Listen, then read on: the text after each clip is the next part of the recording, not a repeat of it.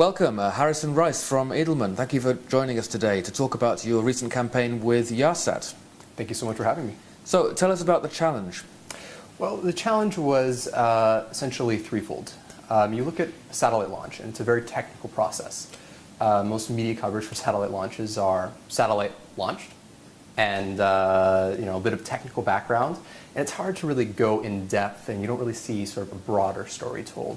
What Yahsat wanted is they wanted a sense of pride built in the nation. So that put an onus on us to tell kind of that broader story that went beyond the immediate technical details.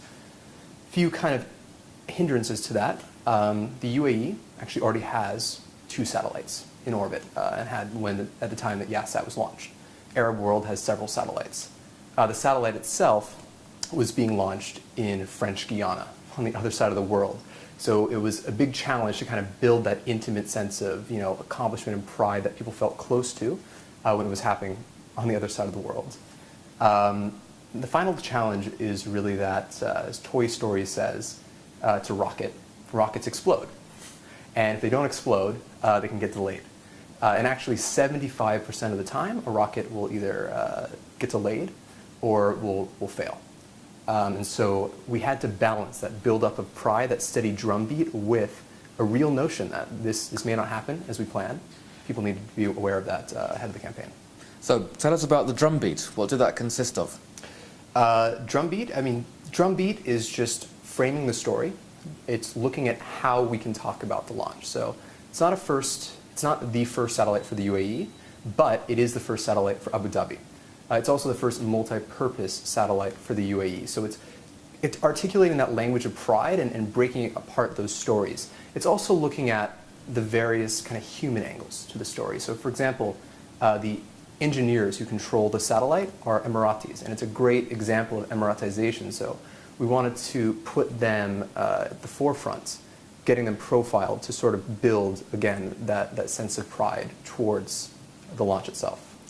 Tell us about the tactics and the strategy that you chose for this campaign. What was it that was innovative or remarkable? Why have you won this award? So in addition to, of course, that editorial calendar where we really looked to frame this in a way that would get that sense of pride across, we realized that we had to step beyond.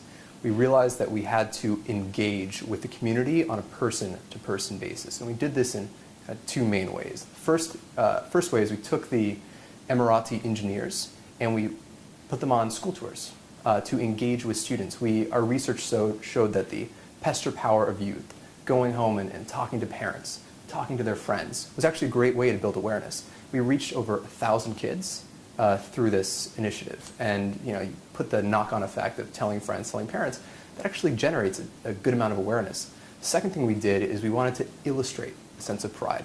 So we created the Yahsat satellite art competition. So tell us, essentially, create a work of art that illustrates your sense of pride on the occasion of Abu Dhabi launching its first satellite. What does it mean for cross-cultural communications, for the growth of the region?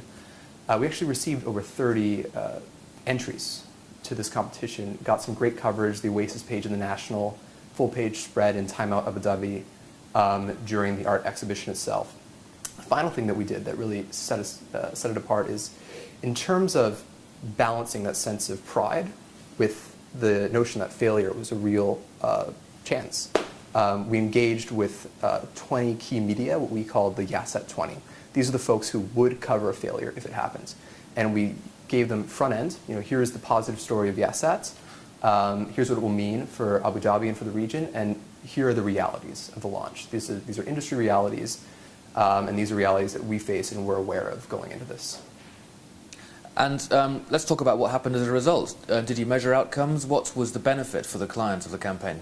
Benefit of the client? Well, you look at a standard satellite launch campaign, you get a few matter-of-fact headlines, satellite launched. This is what it's doing. On the launch day itself, you had really beautiful, emotive headlines. We got the front page of nearly every newspaper with headlines like Abu Dhabi enters Abu Dhabi enters orbit of glory. Just these really expressive headlines that were broadly reflective of the steady drumbeat that we have built up to that point.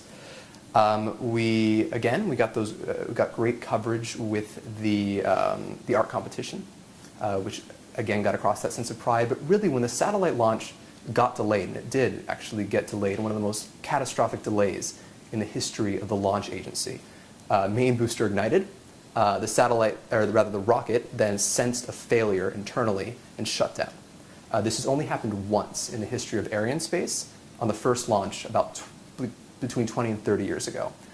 When this happened to us, we did get some pickup in the press, but nearly all of the coverage, 11 out of 12 articles that occurred, clearly conveyed our crisis messaging, which was something that just demonstrated the success of the work that we had done building up to that point.